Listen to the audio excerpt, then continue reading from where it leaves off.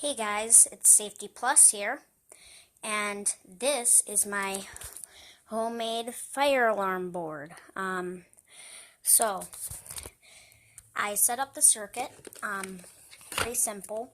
I use this light from a little fun LED light switch that I took apart a while ago. And I used a buzzer that I found in my take apart items bin.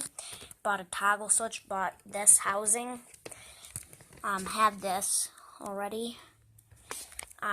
Use some snap circuit battery holders just because, that's easier for batteries.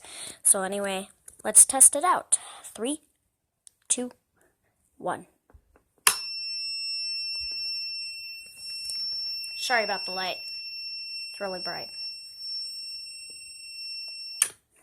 Yeah. So anyway, thanks for watching. Bye.